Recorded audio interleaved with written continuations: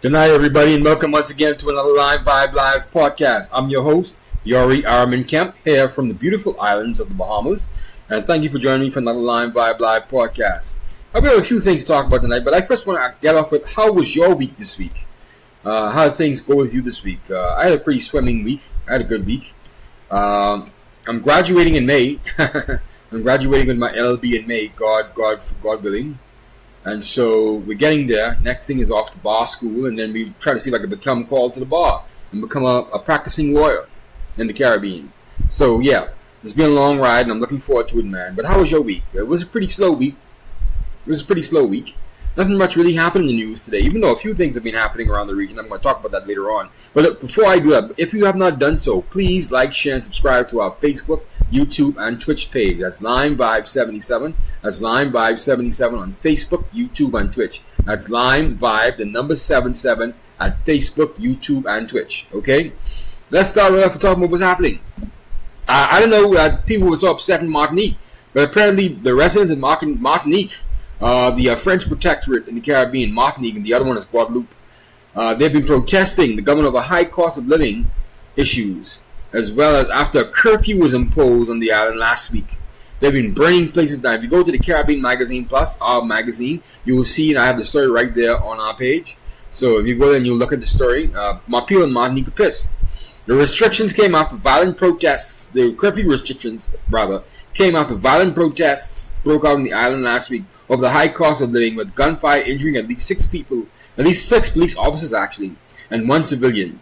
Police launched tear gas and government officials and said several stores were also looted. Now, the French government, they're also sending this specialized riot squad over to Martinique. This is the controversial riot squad that was in Martinique some 20-30 years ago, and they had to be rounded at Martinique because they were too brutal against the citizens. So they're redeploying the same riot squad over to Martinique to quell this protest. We're not really following it like that, but it's good to mention that it's happening over there in Martinique. And so maybe the people in Martinique will want freedom, want liberation, want independence from France. Well, we see what happened to Haiti. Haiti is still going through, but they're going through after 400 years plus now. So I don't know, but they're protesting over the high cost of living. Martinique people are pretty quiet people, man. They don't really bother much. They don't make any big significant waves. Same as Guadeloupe. Guadeloupe is pretty peaceful. Yeah, so they're bringing looting inside Martinique. So we just want to make sure everyone's safe over there in Martinique. My brothers and sisters in Martinique and the French Caribbean, make sure everyone's okay. Hope you guys can sort your squabbles out. That's good. The second story for the night is that the United Nations Development Program, the UNDP, in conjunction with the Caribbean the Development Bank of Latin America and the Caribbean, the CAF, said in its recent Governance for Development report that the Latin American Caribbean region face complex, multifaceted challenges that reflect tensions between economic growth, institutional stability, and go to the rest of that, and social inclusion, as well as with peaceful coexistence. So they're going through all this trouble with governance issues.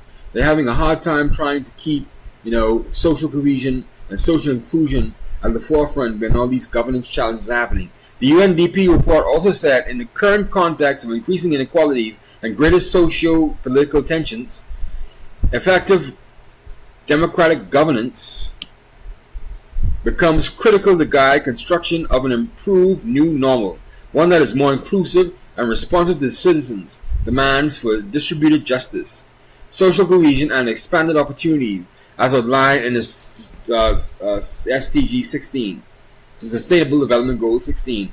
Okay, Latin America is a basket case. It's just going to take time for us to develop into these new fangled, government governance mandates that come down from these goals. We still have a lot of backward fellas. A lot of these guys we put up as leaders, they're not really leaders. And then the United States and the Europeans are responsible for giving us these bumbleheads that can really push us to the next level. You're responsible for this, In any event. So that's them looking down on us again. I'm going to get to another story that I'm going to show you now that you've been giving us these people that just don't care about us. The Jamaican Prime Minister Andrew Holness is facing criticism now because he had some hidden bank accounts, as revealed this week in his Integrity Commission report. Jamaican Prime Minister Andrew Holness is facing calls for his resignation, actually, amid that Integrity Commission report that revealed that Holness had omitted bank accounts from his declarations, including a U.S. bank account that was incorrectly reported with the wrong dollar balance by the institution. So he's reported the wrong balance on the bank account, as well as omitting several different bank accounts. Not one, not two, but several different bank accounts. The recommendations in the IC report are contained in a 179-page investigation report into his statutory declarations, which was tabled in the House of Representatives on Tuesday. While the Commission's Director of Investigation ruled that no charges should be brought against Holness for failing to declare 4 bank accounts during his statutory filing, the Commission raised a litany of questions in relation to bond transactions and loans taken out by companies in which at least one of his sons is connected. Wow. Questions were raised whether these companies were compliant with the statutory filings of the Tax Administration of Jamaica and other regulatory authorities. And so we're seeing now the ripple effects of Dr. Nigel Clarke leaving the Jamaica government for the IMF. We're seeing now that all these things are coming to light. Maybe Nigel Clarke was the mole. Maybe he's talking on Andrew Holness and his administration. Maybe he was the one keeping the glue together with the Andrew Holness administration. Because I've been watching Twitter right now, and I can't open up my Twitter without seeing an Andrew Holness video with him doing something. He's doing one thing with it. He's hugging children. He's opening up some kind of road or some kind of new building. He's busy, so he must be struggling. He must be reading the polls in Jamaica and realizing now that the government could change and we'd be back with a PNP government sooner rather than later. You know something? I don't know the Mark Golding guy, the leader of the PNP, the People's National Movement, but if he's worth a chance, give him a chance. Because Andrew Holness has had a good ride, and fair enough, he's been a good prime minister of Jamaica. Now he's starting to see all these things drop out. Maybe he may be tired. He may be willing to give up the prime ministership to Mark Golding. We'll have to see. But it seems clear that the Nigel Clarke resignation to the IMF is causing more problems for Andrew Holness, because it is not a coincidence that Nigel Clarke is leaving to the IMF, and now all these things are happening with the Andrew Holness administration. I mean, that's clear as day. Now, whether Nigel Clarke was actually taking care of things for Holness, or whether he was the mole that then told everybody else where to look for Andrew Holness' dirt, that's up for debate. But it's clear that with Nigel Clarke leaving, all these problems are coming out to light with the Andrew Holness administration. And we know what's going to happen. This is what happened. People get shuffled around. And we know we took Andrew Holness by surprise because he's scrambling around trying to find a new Minister for Finance, a new candidate for the seat that Nigel Clarke holds. We know if this was something set up, he would have all that things in place. If he knew Nigel Clarke was going to the IMF, all these things would have been in place. But no, he's scrambling around the place trying to make this thing happen. Like he doesn't know, like he didn't know, like he wasn't told. Well, I know for these large multinational organizations, your recommendation must come from the Prime Minister. Must come from someone in authorities willing to let you be seconded to the IMF. And so, did Holness second or did Holness, send Nigel Clarke to the IMF? Did that happen? Was that the case? I don't know. It doesn't look so. It looked like Nigel Clarke got his own job at the IMF, which spells trouble for the Holness administration. Alright? He has more questions now because it doesn't smell right to me. So it looks like, Andrew Holness is on his way out, and he's going to go out and burning in flames, man. And so, on to another story. We just want to pray for Andrew Holness administration. There's another report out that says that journalists now in Latin America are facing increased stigmatization and even self-censoring themselves now to not get into any trouble with their administrations. This report came out, not a report, but it's a story of Iran. Details a journalist called Oscar Portillo experienced first time while reporting in El Salvador for the El Diario de Hoy. He witnessed the administration of President Nayib Bukele intimidating his colleagues and asking them for accreditation because he was trying not to let certain journalists into a presidential press conference in El Salvador. And we've seen other things that are happening in the region. So we're having, journalists being attacked right, left, and center in the Caribbean. Yours truly was attacked at a press conference I was at back in May. All right, the guy came off the podium and wanted to attack me. I didn't play it on this show here, but we're seeing this increasing trend where people are getting agitated against the media, and we're only doing our job. We're only talking to people. We're only letting people know what's been happening, right? And that's our job. If you don't like our job, well, we know you don't like our job, right? But let's be civil, man. Let's grow a decent democracy. Let's call things out where they are. And so you can't have journalists self-censoring themselves, man. What kind of madness is that? How can I self-censor myself? Why do I want to do that? I like to talk. I like to run my mouth. I like to ask questions. I like to be that guy that is in the background, asking questions, finding out what's going on. I've grown to like it. I've grown to like it a lot, actually. And I wouldn't see myself doing anything else aside from getting in someone's face and challenging them on certain issues. I love that. I live for that. I love to see the twitch in their body. I love to see when their countenance change when I ask them a tough question. I love to see that. I love to see a guy start to squirm in his seat.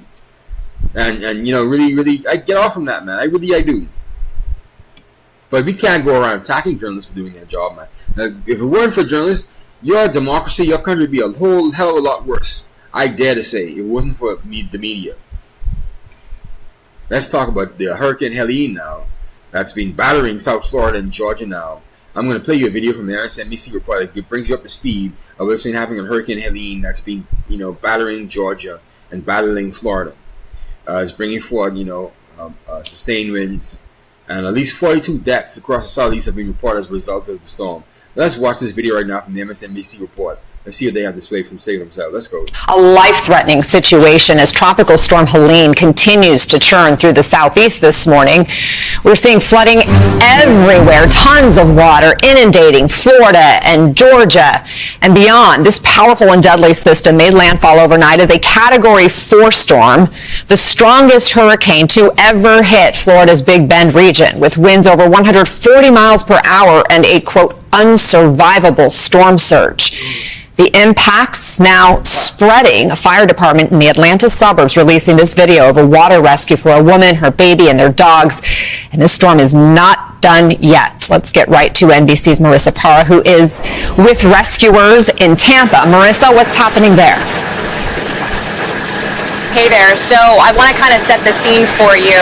We were out with Hillsborough County Sheriff's Office. I have Corporal Hartford with me, and we were going through the neighborhoods, and this was maybe as recent as a few minutes ago. We're seeing flooded water still several feet high in some of these streets, and it's been almost 12 hours. So you can just imagine how much higher it was, and hopefully maybe our control room can pull up some of the video of what we saw even just as recent as a few minutes ago. And the reason we are no longer on those streets is because Corporal Hartford, you've been working since midnight, right? You have not had a break. Correct. So he's going to officially, I think they're going to swap teams, but I'll just sort of describe for you what we saw, what I have seen the last 24 hours before I ask you a couple questions, because I know you've done several rescues, many rescues overnight.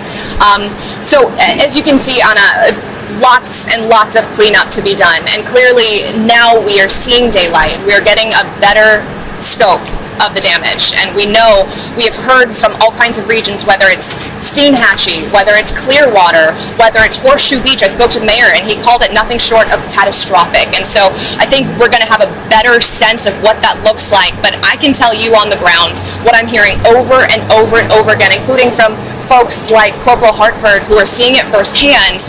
So many people who told me they've never seen it like this before, and that's very common with a natural disaster, but something like this, the rapid intensification with climate change, it's catching people off guard. People who have lived in Florida their entire lives, who never expected it because they've seen so many hurricanes pass through. Here we have yet another example, just like Hurricane Ian. People dropped their guard, and now, Corporal Hartford, you saw many people just in this one vehicle alone. So we're inside of their rescue vehicle. It's an amphibious vehicle. It can go through water and land, and you used this to rescue, you said, almost 24 people last night? At least 24, yes. At least 24. What were you seeing? What was the age range? What were the circumstances? And what was the mental frame of mind for the people that you were seeing?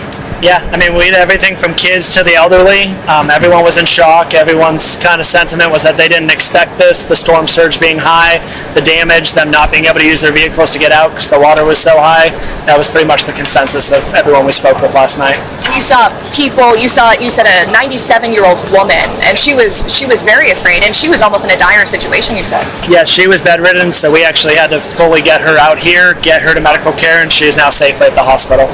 Thank goodness, you guys were able to get in contact with her. And I want to talk quickly about this vehicle because this is where people were rescued last night. I mean, you brought them on here. Highlight some of what we're seeing here for us. I mean, the great part about this vehicle is that it can actually float compared to other rescue vehicles we have, because we do have a whole fleet of boats and airboats and other stuff, but there's still places that this tool is going to get us into places where people need help during the storm. So that's going to be the thing that really helps us going forward. The fact that we can get up right to a house, a door, or a window. Did you guys see that flooding that's going on over there in Florida? Did you see that flooding? There's over 3 million people without power right now in the southeast. At least 5 were killed, but I'm getting reports at least 42 people were killed. That's amazing, man. That's the United States. I mean, that's flooding. That's climate change for you right there. They're feeling it right in the brunt. Let's go back to the report. We can open the front or back door and get someone in. If someone's on a stretcher, we can fit them right here. There's just a lot of different uses that we can do first aid in this vehicle while transporting. We don't have to wait or make choices. We can kind of get into action. And for that 97-year-old woman, this was life-saving.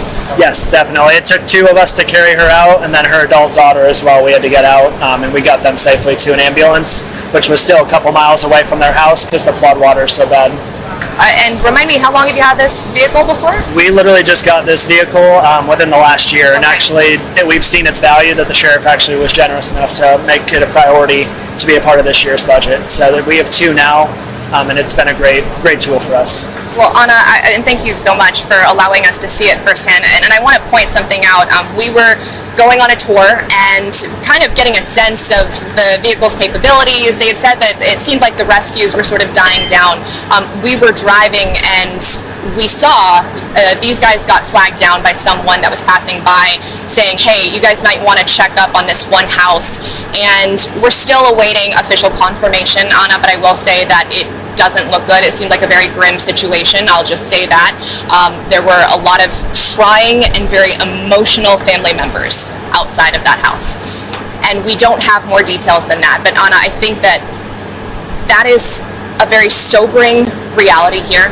And I think that that's going to be, unfortunately, something that we see again somewhere else, maybe in another coast, another city, because this is the big fear, the big concern. We heard it from Perry officials, people who didn't evacuate for one reason or another, whether they could or not. They're afraid of what they might find when they check up on those houses. And so, of course, this is a developing situation. We're going to be here all day, but already one that has turned very grim, Anna, as this community is still in the very early stages of recovering and cleaning up. Yeah, I imagine there will be more revelations of just how destructive this storm is and has been. Marissa, thank you, and thanks to those rescuers you're there with for all their efforts to save people and their belongings and their pets and beyond. Thank you, Marissa. Let's turn to meteorologist Bill Cairns, who's been tracking this monster storm. Bill, this is a storm that's moved quickly, but obviously incredibly powerful and is still wreaking havoc in the U.S. Where are we at? Yeah, I think it would surprise a lot of people to learn that there's more people without power in South Carolina right now than Florida. And Florida's where it made landfall. I mean, this storm has just been racing throughout the night up through Georgia. There's like 1 million people without power. You know, Florida and also South Carolina and in Georgia. And the storm itself is now racing up in the mountains of North Carolina. So if you ever been Mount Mitchell's, one of the highest points on all of the East Coast, they just had a wind gust to 108 miles per hour. I mean, of course, there's not much, there's no houses or structures up there, but just still shows you the power of the storm. And they've also reported 20 inches of rain in the last couple days. That's why we have this incredible emergency going on right now. Everywhere you see this like pinkish color here, from Asheville to Greenville, including downtown Atlanta, this is what we call a flash flood emergency. These are only issued when we know there's life-threatening conditions going on. There's water rescues taking place. There's streams and rivers going through homes. There's people trapped in homes that they can't get to. That's taking place in all of these areas, from the Atlanta suburbs, which we showed you some of the video earlier, and then throughout the mountains of North Carolina. This is a horrific disaster. The roads, structures are being washed out. We got numerous dams that are failing, or they're having to open all the gates and release the water, which means it floods downstream. That is happening now all through this region of western North Carolina. And as the storm moves north, we're going to end the rain in these areas. We're just about done in Atlanta and Asheville and Greenville, but the damage is already done, and all that water still has to collect into the rivers. And so it's still going to take a day or two instead of, for the damage to stop occurring. Then we're going to watch tonight and tomorrow. All the rain heads into areas of Tennessee and also Kentucky. We could pick up isolated totals of 4 to 6 inches, but mostly around 2 to 4. So we'll have to watch out for isolated cases of flooding there. And then tornadoes today. We've got a really nasty band of storms that goes from Raleigh down to Wilmington. That's going to kick to the north here up towards Virginia Beach and Norfolk later this afternoon. And this is where we could see isolated tornadoes. We have one tornado warning to the north of Greensboro right now. Looks like our tornado warnings have been dropped down by the Wilmington area, but we're going to have to watch this line as we go throughout the day. So a lot of the storm is slowly weakening on it, but it's still causing just a ton of problems. The water issues in North Carolina are historic. Water is higher and running faster than they've ever seen in that area. And water is often the biggest threat when it comes to life-threatening conditions in hurricanes. Bill Cairns, thank you. And joining us now is Keith Turry. He's the Acting Director of Response and Recovery for FEMA. Keith, thank you for taking the time with us. We know how incredibly busy you must be. This was... Yeah, that's FEMA again. Remember when they were responsible for Katrina? And they dropped the ball? They've picked up a lot of slack after that, But, this is just a regular storm. It's not, a massive Category 5 hurricane. And we know the United States is not used to storms like this. Maybe Texas and South Florida, but definitely not moving up into Georgia and Kentucky. They're not used to hurricanes like this. A hurricane shouldn't be that far inland, or a tropical storm shouldn't be that far inland. But here they are dealing with it. And I think they're doing a good job of trying to make sure that everyone's pretty safe. And 42 lives is still a lot to really account for. I really feel for those families because some of them were told to evacuate. They didn't evacuate. And so right now, that's what we're dealing with. Let's go back to here what the FEMA guy has to say. Let's go back. The strongest storm ever to hit Florida's Big Bend region. Do you have a sense of the damage yet and just how widespread it will be?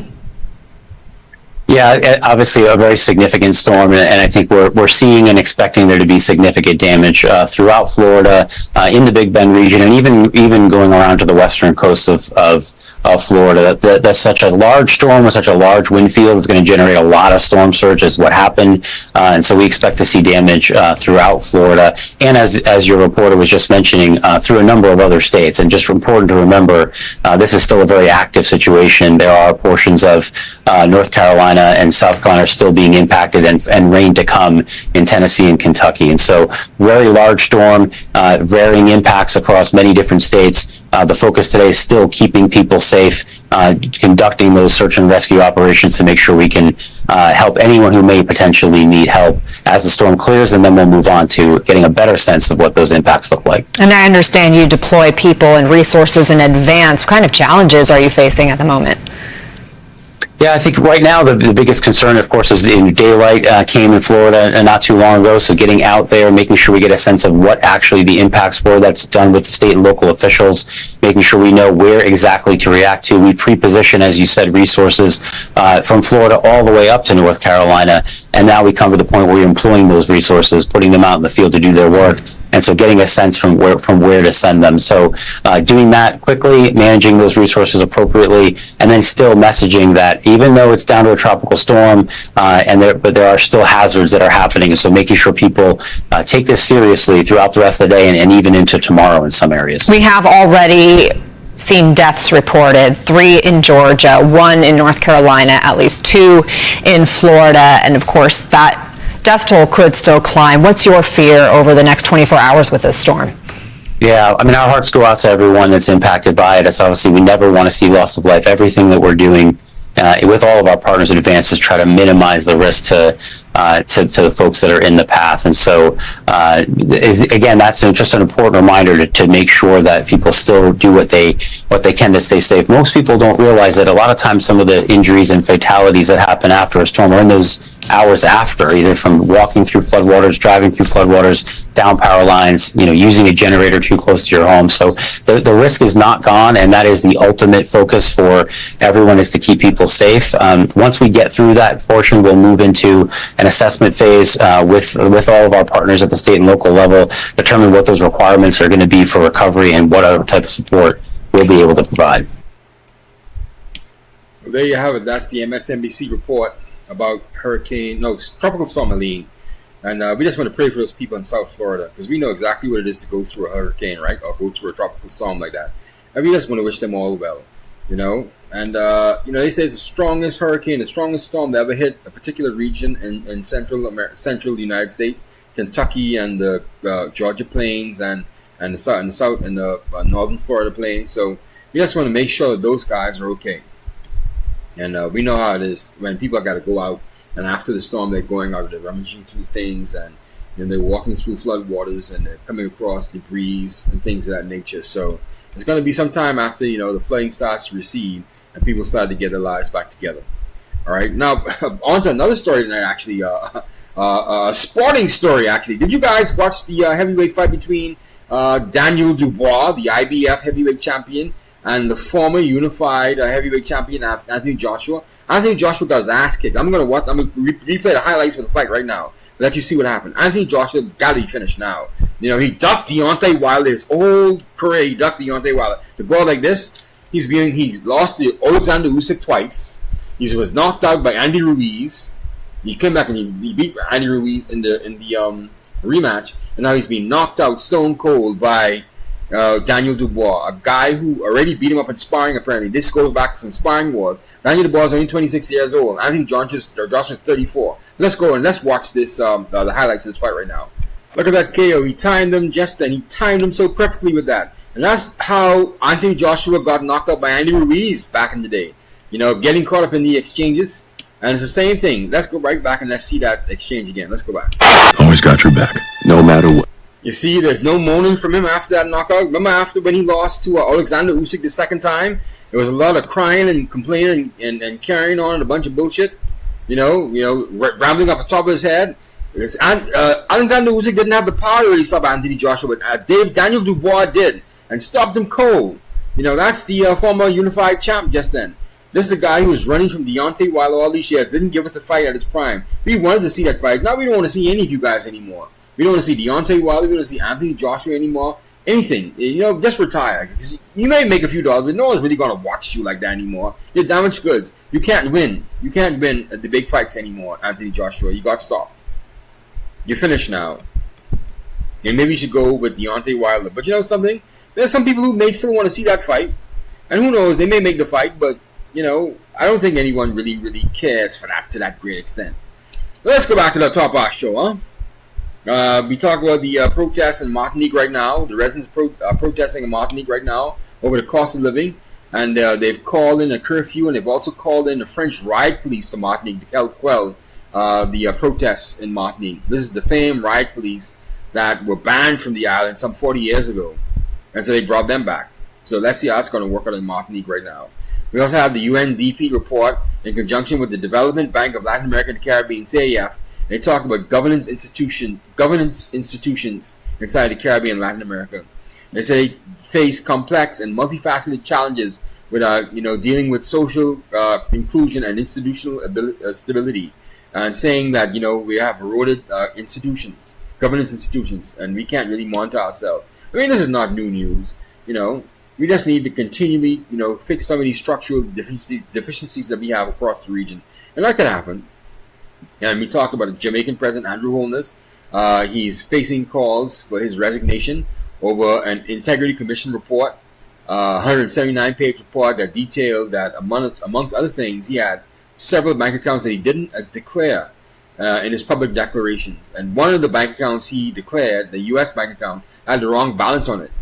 So, what is Andrew Holness doing? And he said that Nigel Clark, leaving and departing for the IMF is going to have some ripple effects in his government. Apparently, that's what's happening right now. You know, maybe it was Nigel Clark talking on Andrew Holness all this time. Maybe he's dropping the dime and telling people where to look for Andrew Holness' weakness. You know, I knew that didn't look right when Nigel Clark had left. That was going to cause some problems. But anyway, we're going to go to the... we also talked about how Latin American media professionals are facing self-censoring now amid, attacks from government. They don't want to step on anybody's toes. They don't want to get too much in problems with each other. We talked about a guy, Oscar Portillo, in El Salvador, who's faced, significant, challenges from the Nayib Bukele administration, where he was intimidated and he can't really do his job, and he left the media actually. So we just want to pray for all the media professions out there around the region. Let's continue to do our job professionally, and let's keep up. We also talked about Hurricane Helene. No, not Hurricane Helene. Tropical Storm Helene, that's whipping through South Florida and Georgia.